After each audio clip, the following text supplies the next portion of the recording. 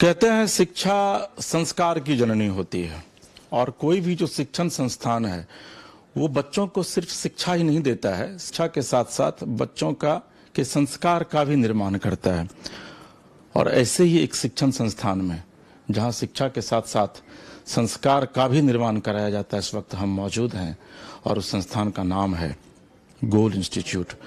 नमस्कार, मैं एसके राजीव, आप न्यूज़ 22 स्कोप की खास पेशकश शख्सियत में इस वक्त आप हमारे साथ गोल इंस्टीट्यूट के संस्थापक, डायरेक्टर, चेयरपर्सन और एक कुशल गुरु विपिन जी हमारे साथ बात करने के लिए मौजूद हैं। विपिन जी, बहुत स्वागत है आपका। दरअसल में गुरु के विषय में कहा जाता है कि गु का मतलब होता है अंधकार और रू का मतलब होता है प्रकाश, यानी कि गुरु वही है जो बच्चों को अंधकार से प्रकाश की ओर लाते हैं। और इस मामले में बहुत ज्यादा व्याख्यान करने की आवश्यकता नहीं है, क्योंकि आज गोल इंस्टीट्यूट न सिर्फ बिहार, झारखंड बल्कि देश दुनिया में अपने बच्चों के माध्यम से अपना परचम लहरा रहा है।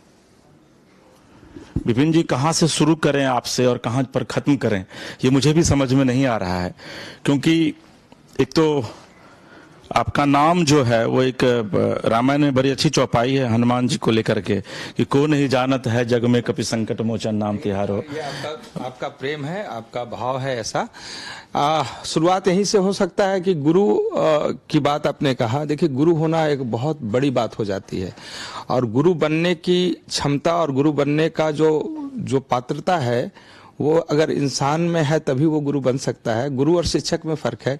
हम लोग तो एक शिक्षक की ही भूमिका में हैं। गुरु तो एक बहुत ही विस्तार और बहुत ही आध्यात्मिक पद होता है और वहां तक पहुंचने के लिए शायद हम लोग एक कदम भी नहीं अभी बढ़े हैं, लेकिन कोशिश हम लोग कर रहे हैं कि जिस उम्मीद से बच्चे हमारे पास आते हैं, जो काम हमें समाज ने दिया है, इस बिहार ने पहचान दिया, परिचय दिया, स्थान दिया, उससे कैसे और कितना बेहतर तरीके से निभाया जाए। तो गुरु नहीं, शिक्षक के रूप में ही सही, लेकिन एक उस भूमिका में कि हमारे संस्थान को अगर उस दृष्टि से देखा जा रहा है तो हमें उसी भूमिका में सामने प्रस्तुत अपने को करना है, जिसमें संस्कार हो शिक्षा के साथ, जिसमें आचरण अच्छे हो बच्चों का, जो सबसे बड़ा चैलेंज है आज के दिनों में। तो एक बहुत विस्तार विषय है ये, बड़ा मतलब पहले ही शब्द में आपने अध्यात्म के बड़े रहस्यमयी चीजों को आपने छेड़ा है।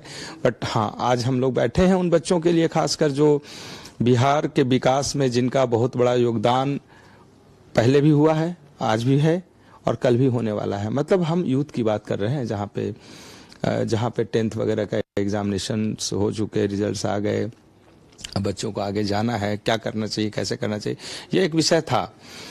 लेकिन सबसे ज़्यादा ज़रूरी है कि जिस समाज में हम रहते हैं, समाज की बहुत सारी जो विकृतियां हैं, जो बदलाव हो रहे हैं, सोशल मीडिया में जो यूज की चीज़ें हैं वो छूट जा रही है और जो मिसयूज करने वाली चीज़ें हैं वो डोमिनेंट हो जा रहा है। ये सभी मुद्दे हैं जहाँ पर आज हमें अपने समाज के लिए एक शिक्षित समाज बनाने के लिए हम लोग जो कि शिक्षा को बांट रहे हैं, तो सबसे ज़्यादा जवाबदेही लेकर हम लोग चल रहे हैं।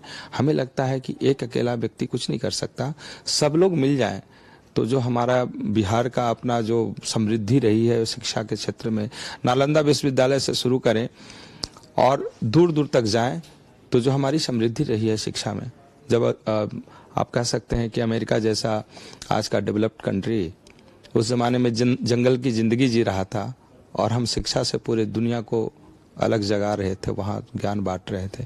इतनी समृद्धि आखिर कहाँ पिछड़ गई, क्या कमी रह गई? आत्ममंथन करना होगा हर किसी को। हम किसी एक पे ठिकरा नहीं पोड़ना चाहते हैं, हम सब लोगों को सोचना होगा। तो आज बच्चे तनाव में हैं, घबराए से हैं, डरे से भी हैं, लक्ष्य का निर्धारण के बारे में समझ नहीं है, क्या करना चाहिए कुछ पता नहीं है। किसी ने कहा डॉक्टर बन जाओ, किसी ने कहा इंजीनियर बन जाओ, उनको सब्जेक्ट जो अच्छा लगता है उसके हिसाब से वो चयन कर लेते हैं अपने करियर को। मुझे लगता है इसमें बहुत विस्तार एक विषय है जहां पर हम अपने छात्रों को सही रास्ते पे ले जाने की कोशिश करें। और हमारी बातें आपके माध्यम से जहां तक भी पहुंच रही है, एक छोटा सा प्रयास ही सही, लेकिन मैं तो यही कहता हूं कि हर अभिभावक सबसे पहले जवाबदेही तो ये निभाएं कि अगर हमने अपने सपने नहीं जी सके, अगर हम सोचना गलत नहीं था, आप यदि नहीं बन सके और अपने बच्चों में वो सपना देखते हैं तो ये गलत कहीं नहीं है, लेकिन ये पात्रता आपके बच्चों में है कि नहीं, वो अनुकूलता उस बच्चे में है कि नहीं, उस बच्चा उतना लायक है कि नहीं। अगर है तो फिर थोपिए, अदरवाइज उनसे भी तो पूछिए कि क्या करना चाहते हैं। और इसमें आज के अभिभावक, इसके दूसरे पहलू भी आ गए।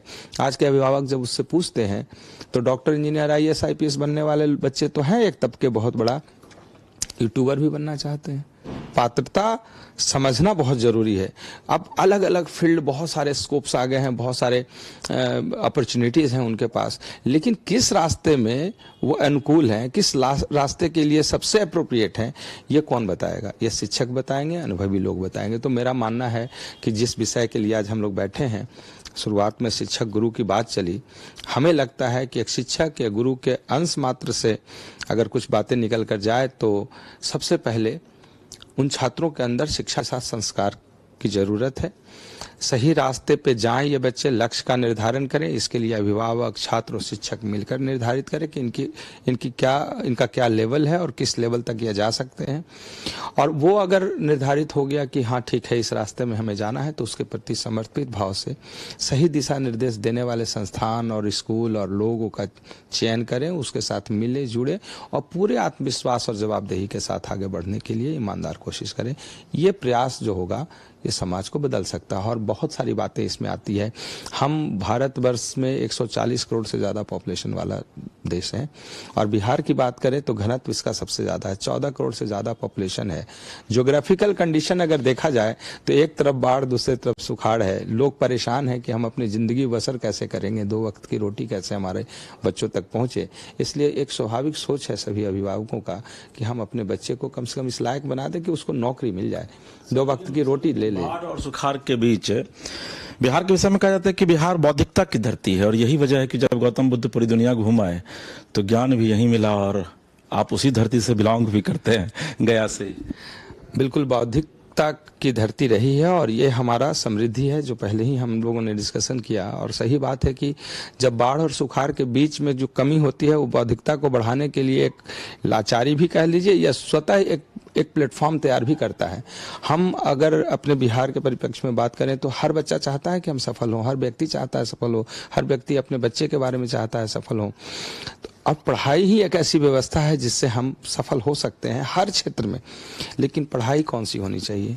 पढ़ाई हमेशा रोजगार उन्मुख होना चाहिए, लेकिन उसके साथ संस्कार अगर ना जोड़े तो वही रोजगार आगे चलकर कुछ दूसरे तरीके से डेविएट होकर के हमारे समाज में उसके दुष्प्रभाव भी आने लगते हैं। हम जो रोजगार करते हैं या जो रोजगार का तलाश कर रहे हैं उसमें शिक्षा ग्रहण करना जरूरी है, लेकिन शिक्षा और संस्कार को जोड़ा जाए। स्कूल में पहले ऐसा होता था, गुरुजी का पाँव छू के लोग प्रणाम करते थे, आज तो हाय हेलो होता है, वो भी नहीं होता है।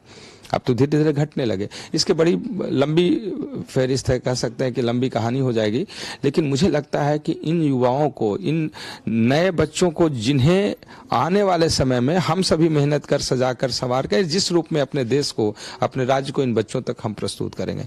14 करोड़ से ज़्यादा हमारा पॉपुलेशन है, हर बच्चा अच्छा करना चाहता है, कमी बहुत है, संसाधन की कमी है, पलायन की स्थिति है, ये सब सही है, सामने आता है, लेकिन इसके भी सॉल्यूशन है। ये सारे प्रॉब्लम्स में भी सॉल्यूशन है, और सॉल्यूशन हम जब मिलते हैं, बैठते हैं, बच्चों से बात करते हैं तो दिखता है। और वो जब दिखता है तो मुझे ये दिखता है कि साधारण परिवार से, साधारण गांव से निकला बच्चा जो हिंदी मीडियम से पढ़कर आया, उसे NCERT पढ़ने नहीं आता है तो डिक्शनरी पलट कर पढ़ता है। NCERT हिंदी वर्जन के बुक्स के लाइन को देखकर NCERT पढ़ना सीखता है। और बिहार का ये प्रभुता कहिए, यहाँ के बच्चों की क्षमता कहिए, मेहनत और लगन और जुनून कहिए कि ये बच्चे जिससे कोई उम्मीद नहीं कर सकता है, ये जब रिजल्ट देता है तो बिहार का पहला रैंकर मेडिकल में बन जाता है, दिल्ली एम्स तक पहुंच जाता है। ऐसे कितने बच्चे, सैकड़ों बच्चों का एग्जाम्पल गोल्ड संस्थान के सामने है। और जब ऐसे साधारण परिवार के बच्चे आकर क्वालिफाई कर मेडिकल कॉलेज तक जा रहे हैं और जिसके वजह से पूरे उनके घर, उनकी दुनिया बदल जा रही है, तब एक जवाबदेही निकल कर आता है कि इस काम को बहुत ईमानदारी और शिद्दत से करने की जरूरत है। और गोल्ड संस्थान ने पिछले 28 वर्षों में जो काम किया है, बड़े दिल से इसको स्वीकारते हुए कि इसमें सबसे बड़ी कंट्रीब्यूशन उन छात्रों का है जिन्होंने बहुत मेहनत किया, हम लोगों के बातों को जिसने समझा, अभिभावकों का है जिन्होंने हम लोगों पे विश्वास किया, शिक्षकों का जो लगातार गोल संस्थान के साथ एक विश्वास से मजबूत कड़ी के रूप में जुड़े रह गए, सारे मैनेजमेंट रात और दिन मेहनत कर एक बिहार को बदलने की कोशिश जो ईमानदारी से हो सकती है करने का कोशिश। देखिए हम सभी इंसान हैं, गलतियां हमसे भी होगी, ऐसा नहीं कि हमसे गलती नहीं होगा। अगर गलती नहीं करे तो ईश्वर बन जाएंगे हम, और ईश्वर बनने नहीं देंगे, कहीं ना कहीं तो कुछ ना कुछ कमी रहेगी, बनना भी नहीं चाहिए। हम इंसान ही रहें तो ज्यादा बेहतर, लेकिन इंसान रहें, हम प्रोफेशनल ऐसे ना बच जाए कि शिक्षा को बेचने लगे। बड़ा दुर्भाग्यपूर्ण स्थिति है राजीव जी, आपसे जब बैठते हैं तो बड़ा कनेक्ट करते हैं हम लोग अध्यात्म को आपस में, क्योंकि विचारों से का समन्वय आपस में हम लोग एक जैसे विचार रखते हैं। तो आज चाहे कोचिंग संस्थान हो, चाहे स्कूल हो, शिक्षण संस्थान की बात करें तो हम एजुकेशन बेच रहे हैं और लोग खरीद रहे हैं। ये प्रोडक्ट बन गया। हकीकत है कि शिक्षा न बेची जा सकती है, न खरीदी जा सकती है, ये तो यहाँ से वहाँ हस्तांतरण हो सकता है। हम दक्षिणा वाली बात नहीं रह गई है कि भाई मैं गुरु हूँ, आप मुझे दक्षिणा दीजिए, ये तो नहीं रह गई ना। अब तो है गया कि आपको मैंने पैसा दिया है, मेरे बच्चे को डॉक्टर इंजीनियर आप बना दीजिए, व्यापार हो गया, ये व्यापार हो गया। तो वो सामने वाले भी वैसे ही पात्रता लेके आ रहे हैं और शिक्षक भी वैसे ही बनते चले जा रहे हैं। और ये शिक्षा का जो गिरावट है, चाहे जो कुछ भी आज चैलेंजेस फेस कर रहे हैं, ठीक है, समय समय के साथ चैलेंजेस जो आएंगे उसको हम लोग फेस करेंगे और उसमें अपने अपने लेवल पे सफलता हासिल भी होगी सब लोगों की। बट मुझे लगता है कि यहाँ पर जो एक बड़ा गिरावट है कि हम मनी सेंट्रिक हो गए हैं, हमें पैसा ज्यादा चाहिए। हम क्यों नहीं ऐसा सोच सकते हैं कि जो मान सम्मान प्रतिष्ठा और जो उम्मीदें गार्जियन आते हैं, एक अभिभावक जब आते हैं तो न सिर्फ वो मेहनत की कमाई देते हैं। बिहार जैसे अगर राज्य की बात करें तो मुझे पता है कि बहुत सारे लोगों ने जमीन गिरवी रखा है या बेचा है और तब पैसा ला कर दे रहे हैं। तो वो मेहनत की कमाई है, उनका बहुत बड़ा विश्वास जुड़ा है और अपने बच्चे का जीवन का सबसे महत्वपूर्ण जो समय होता है उसका 1 साल का या 2 साल का, वो हमें दे रहे हैं। तो इसका मूल्यांकन सही तरीके से होना चाहिए, सही तरीके से उसकी डिलीवरी होनी चाहिए, सही तरीके से उस पर कोशिश होनी चाहिए। देखिए रिजल्ट होना ना होना एक अलग विषय होता है, बच्चों की अपनी क्षमता, उसके लगन, उसके प्रयास पे और सब लोग के प्रयास पे होता है। लेकिन हम कम से कम बच्चे आए तो इन 3 चीजों का, अभिभावक जब हमारे पास आए तो तीनों का मूल्यांकन तो करें। शायद यही जवाबदेही रहा होगा राजीव जी कि पिछले 28 वर्ष हो गए मुझे काम करते हुए। बिहार से मैंने शुरू किया था 8 के कमरे से शुरू कर आज गोल्ड इंस्टीट्यूट 18 से ज्यादा ब्रांचेस बनाकर और एक सर्विसेज दिया, एक सेवाएं दी और 17-18 हजार से ज्यादा डॉक्टर भी बने। मैंने आपको कहा था कि को नहीं जानता है जग में विपिन जी, इसलिए कि मुझे लगता है कि पूरी देश दुनिया में, बिहार की I am not talking about particularly Bihar, पूरी देश दुनिया में ऐसे कई डॉक्टर्स होंगे जो विपिन जी के प्रोडक्ट हैं और आज आपका प्रोडक्ट जो है आज वो दुनिया देशवासियों की सेवा कर रहे हैं। इस सम्मान सचमुच में पाकर बहुत खुशी होती है और इसके सामने सारे पैसे, सारी चीजें फीकी पड़ जाती है। और इसी सम्मान को पाते हुए गोल ने अपने जवाबदेही को निभाया है। और मुझे लगता है कि ये बहुत बड़ा चैलेंज था जब बिहार से पैसे कमाकर लोग बिहार छोड़ देते हैं, और हमें बिहार ने जो कुछ भी दिया उससे हमने बिहार के सोसाइटी को रिटर्न बैक किया। गोल एजुकेशन विलेज शायद आपने देखा होगा, 14 एकड़ में जो कैंपस है, बच्चों का रहने की जो व्यवस्था है, वहां पर जो एक ऑरा क्रिएट हो रहा है, जो एनवायरनमेंट जो क्रिएट हो रहा है, साधारण परिवार के बच्चे जो अपने सपने साकार कर रहे हैं, पलायन को रोक पा रहे हैं, ये सारी चीजें हम समझते हैं कि एक गहरी प्रयास है, मेरा छोटा प्रयास है, लेकिन ये प्रयास बदलाव की तरफ ले जा रहा है और ये बदलाव से हम प्रभावित भी हैं। इस बदलाव से उत्साहित भी हमारी पूरी टीम उत्साहित है और बच्चों का जो प्यार मिला, बच्चों ने जो मेहनत किया, बच्चों ने जो साथ दिया, छात्रों ने और अभिभावकों ने और सोसाइटी ने भी साथ दिया, सभी लोगों ने साथ दिया, प्यार दिया और उससे जो जवाबदेही बनकर आई सामने, उसमें गोल एजुकेशन विलेज हो या बुद्धा कॉलोनी की पढ़ाई या कंकड़बाग, जहां जहां हमारे सेंटर्स हैं, हमने कोशिश किया कि एक व्यवस्था ऐसी दी जाए जहां पे बच्चे आकर शिक्षा और संस्कार दोनों सीखें। हालांकि बड़े कम दिनों के लिए हमारे पास आते हैं और बहुत सारी चीजें लेकर ही आते हैं, पहले ही से वो नर्चर होकर उसी लेवल पे आते हैं, उनको संभालना एक अपने आप में चैलेंज है, बट उसमें भी नया अनुभव है, अच्छा लगता है। जी 25 साल पीछे आपको ले जाते हैं अतीत में, जब पहली बार कोई बच्चा आपके यहाँ से नीट क्वालिफाई किया होगा और वो आपके पास आकर आपका आशीर्वाद लिया होगा, उस समय कैसी अनुभूति हुई थी आपको? बहुत सारे अनुभव है। अगर इस पे बात करें तो 97 में मैंने शुरू किया था। 98 में मेरे पास 100 के आसपास में 110 के आसपास बच्चे का एडमिशन हुआ था, नामांकन, लेकिन उस पर रेगुलर हमारे टेस्ट के साथ जुड़े रह गए 80 के आसपास बच्चे। और मैं बताऊं उस समय ऑल इंडिया पीएमटी में रिजल्ट होना बहुत टफ होता था। 27 बच्चों ने हमारे यहाँ से क्वालिफाई किया था। फर्स्ट अटेम्प्ट में 27 बच्चे रिजल्ट दिए, जब मुझे भी विश्वास नहीं हो रहा था, क्योंकि गोल इंस्टीट्यूट ने पहला एक्सपेरिमेंट किया था पूरे भारतवर्ष का टेस्ट सीरीज के रूप में। गोल प्रैक्टिस सेंटर नाम था हमारा पहले, जो समय अंतराल के साथ वो बढ़ करके गोल एजुकेशनल सर्विसेज हो गया, प्राइवेट लिमिटेड हो गया। लेकिन जब हमने शुरुआत किया था तो टेस्ट सीरीज था। इसमें बहुत सिंपल सी बात है, हम और आप सभी जानते हैं कि किसी भी छात्र के रिजल्ट में उनकी अपनी जो स्वाध्याय है, जो सेल्फ स्टडी हो, सबसे बड़ी भूमिका में होता है।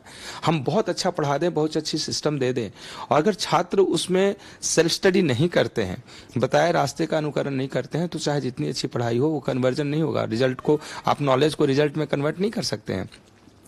तो 97 में मैंने वो काम किया था जिसके लिए मुझे अपने आप पे गर्व होता है कई बार कि ये काम आया कहाँ से। ये ईश्वर की प्रेरणा थी कि अचानक मुझे लगा कि बच्चे पढ़ते तो सब हैं और बहुत पढ़ते हैं, 6 साल 7 साल 8 साल तक तैयारी करते हैं, सिलेक्शन क्यों नहीं हो रहा है? सिलेक्शन इसलिए नहीं होना है क्योंकि ये जो ब्रैकेट है ना, जिस ब्रैकेट में क्वेश्चंस पूछे जाते हैं, इस ब्रैकेट को छोड़कर बच्चे ड्रॉप लेकर इससे ऊपर और ज्यादा पढ़ने की कोशिश करते हैं, जबकि ऐसा है नहीं। 11th 12th के लेवल पे कंपटीशन है, तो ये ब्रैकेट सेट करना पहले जरूरी था, और ये मुझे पता था क्योंकि मैं भी एस्पिरेंट था।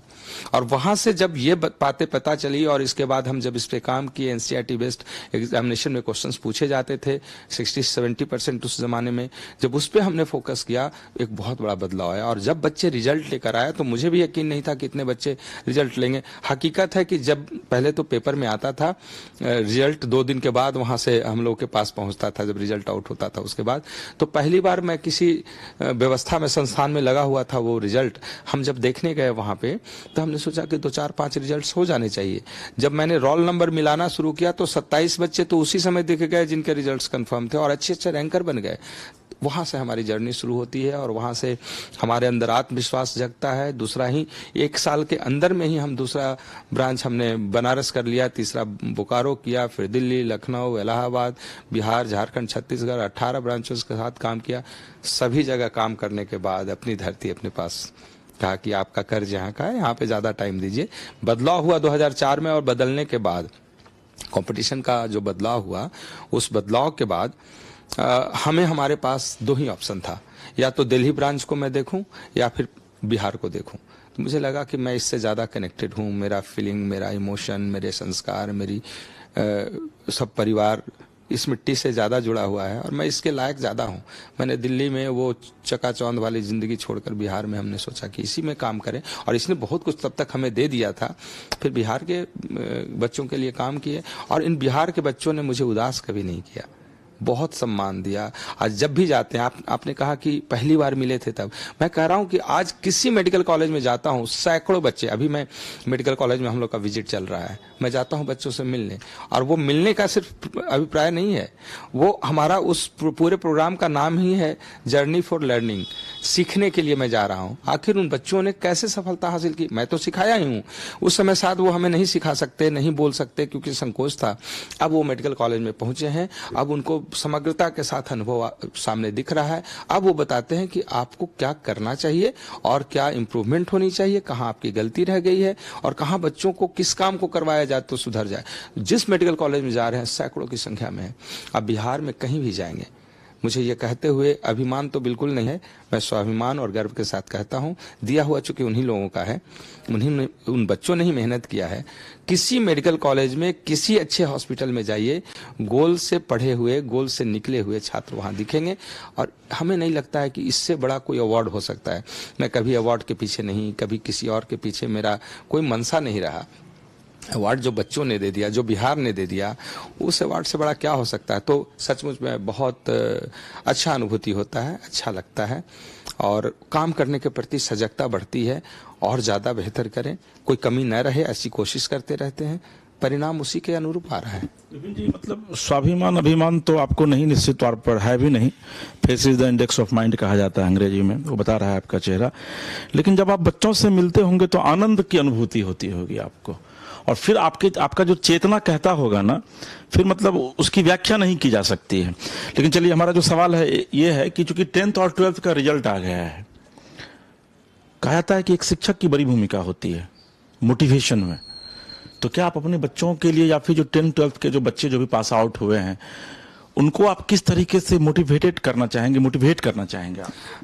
पहले तो हम ये कहेंगे कि जैसे बच्चे 10th या 12th के पास कर गए, जो 10th में किए हैं, देखिए कंपटीशन ही हमारा सत्य है, इससे नकार नहीं सकते हैं, क्योंकि ओवर पॉपुलेटेड कंट्री है, सबको ब्रेड बटर की जरूरत है, सब लोग प्रोफेशनल बनना ही चाहते हैं, सब लोगों को अर्निंग चाहिए ही, और यही एक माध्यम है जिसके माध्यम से हम करें। हम बहुत सारी बातें कर सकते हैं, लेकिन इसमें ही झूठा सकते कि हमें ब्रेड बटर की जरूरत है, क्योंकि उसके लिए हमें स्वावलंबी बनना पड़ेगा, काम करना पड़ेगा। तो जिन बच्चों ने 10th पास किया है, वैसे किसी भी कॉम्पिटिटिव एग्जामिनेशन के लिए 4 वर्ष बहुत महत्वपूर्ण होते हैं, 9, 10th, 11, 12th। तो 4 वर्ष में अगर 9, 10th गुजर चुका है बच्चों का और 11, 12th बचा हुआ है, तो उन छात्रों के लिए मेरा सजेशन होगा, लक्ष्य का निर्धारण वो कर चुके हैं तो बहुत अच्छी बात है, नहीं कर किए हैं, अपने इंटरेस्ट के हिसाब से लक्ष्य का निर्धारण करें। उनको क्या बनना है, उनको doctor, engineer, IAS, IPS, law professional जो बनना चाहते हैं, सब्जेक्ट के हिसाब से वो करियर का चयन ना करें, अपने इंटरेस्ट के हिसाब से करें, कौन सा प्रोफेशन अपनी ओर उसे आसक्त कर रहा है, ऐसा अगर सोच के साथ वो करियर का चयन करते हैं, इसकी संभावना बढ़ जाती है कि वो आने वाले समय में ज़्यादा बेहतर सफलता दिखा सकें और ज़्यादा सफल वो प्रोफेशनल बन सकते हैं। तो एक तो सजेशन ये है कि सही समय पर लक्ष्य का निर्धारण। 10th अगर पास कर गए हैं बच्चे, रिजल्ट आ गया है, तो इन 2 वर्षों में आप देर ना करें, जितना जल्द हो सकता है अपने आगे की जर्नी शुरू कर दें। पढ़ाई समय पे शुरू होना चाहिए, क्योंकि रिवीजन भी करना है, कंपटीशन के रहस्य को भी सीखना है, नॉलेज को मार्क्स में कन्वर्ट करने का आर्ट भी सीखना है, उसके लिए रिवीजन, सेल्फ स्टडी, बहुत सारे इंग्रेडिएंट है जो जरूरत है। तो 10th पास करने वाले बच्चे इमीडिएट अपनी आगे की जर्नी शुरू कर दें। सोशल मीडिया में जो मिसयूज करने वाली चीजें हैं वहां से बचें, जितने भी नेगेटिव तरीके से बात फैलाने वाले व्यवस्था है उनसे बचें। अपने आप को ये समझाएं कि आपके पेरेंट्स ने आपके लिए कितना मेहनत किया है और क्या आपको आगे जीवन में करना है, उनकी एक बहुत बड़ी उम्मीद है बच्चों से, उसके लिए समर्पित भाव से, ईमानदारी से काम करने की कोशिश करें। निश्चित रूप से अगर 6 घंटे की भी अगर मेहनत करते हैं ना छात्र, तो आराम से सिलेक्शन होता है, लेकिन पढ़ना पड़ेगा। हाइपोथेटिकल दुनिया में न जिए। बहुत लोगों को लगता है कि हमने किसी कोचिंग में एडमिशन ले लिया, किसी स्कूल में किसी बड़े टीचर से हमने लिया तो मेरा तो हो ही जाएगा, ऐसा नहीं है। हमारे ही संस्थान में बहुत सारे बच्चे पढ़ते हैं, सबका सिलेक्शन नहीं होता है, लेकिन हमारी कोशिश होती है कि या तो जो बच्चे अच्छा कर रहे हैं सिलेक्शन हो ही जाए, और होने की कोशिश तो हम सब करते हैं।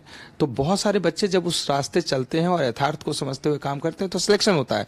और अगर कोई पीछे छूटते हैं तो शायद ड्रॉप लेते हैं, या दूसरे रास्ते में जब जाते हैं तो इतना पढ़ा हुआ होता है कि दूसरे रास्ते में जाते हैं तो 0 से शुरू नहीं करना पड़ता है, वो एक लेवल अचीव कर चुके होते हैं। और हमने देखा है, सैकड़ों एग्जाम्पल है कि हमारे यहाँ 2 साल या 3 साल मेहनत कर नहीं सफलता पा सके, उनकी डेस्टिनी कहीं और थी, वो कहीं और के लिए बने थे, और यहाँ से निकलते हैं और वहां आगे बढ़ते हैं तो UPSC कर रहे हैं। ऐसे बहुत सारे, सिर्फ डॉक्टर इंजीनियर नहीं मिल रहे हैं हमारे पास, डॉक्टर की संख्या तो बहुत आयत में है, क्योंकि 18,000 से ज्यादा बच्चे निकल चुके हैं, प्राइवेट जोड़ेंगे तो और भी संख्या बढ़ जाएगी। UPSC में कई बार ऐसा जगह पे मिला हूं मैं जहां पे बच्चे ने बताया कि सर मेरा UPSC हो गया, मैं यहाँ पे पोस्टिंग, मेरा यहाँ पे SDO है फलना, इसके बाद BPSC कर रहे हैं, लॉ प्रोफेशनल बन रहे हैं। तो देखिए, पढ़ा हुआ व्यर्थ नहीं जाता है। ये सोचकर बच्चे 9, 10th, 11, 12th यदि पढ़ें तो निश्चित रूप से बच्चे सफल होंगे और उनको एक अच्छा अनुभव प्राप्त होगा। इन 2 सालों में जो बचा हुआ 2 साल है 10th के बाद, उन्हें थोड़ा सैक्रिफाइस करना पड़ेगा, थोड़ी मेहनत बढ़ानी होगी, थोड़ा जवाबदेह बनना होगा और ईमानदार बनना होगा। ये कुछ इंग्रेडिएंट्स हैं जिसे संभाल ले बच्चा तो पूरा जीवन स्वर्ग बन जाता है। अगर ये 2 सालों में मोबाइल और बाइक और दोस्त और घूमना फिरना अगर लगा रह गया तो पूरा जीवन नरक बन जाता है, समाज के लिए, सोसाइटी के लिए वो सरदर्द भी बनता है। तो मेरा आपके माध्यम से सभी जितने भी दर्शक हैं, मैं यही कहना चाहूँगा, अगर अभिभावक सुन रहे हैं तो हम सब लोग मिलकर अपने बच्चों को सही रास्ते पे ले चलने का प्रयास करते हैं, लेकिन लेकिन जरूरी है कि उन बच्चों को पहले उसके बारे में ज्ञान दें, समझाएं, मोटिवेट करें, सही रास्ते पे ले चलने का हम सब मिलकर प्रयास करें, तो एक बेहतर परिणाम की उम्मीद हम सब मिलकर कर सकते हैं। बात करते करते आपसे समय कैसे निकल जाता है पता ही नहीं चलता है, लेकिन चलते चलते एक आखिरी सवाल जो बड़ा जानना जरूरी है कि 27 से सफर की शुरुआत करके विपिन जी कहाँ पहुंचना चाहते हैं?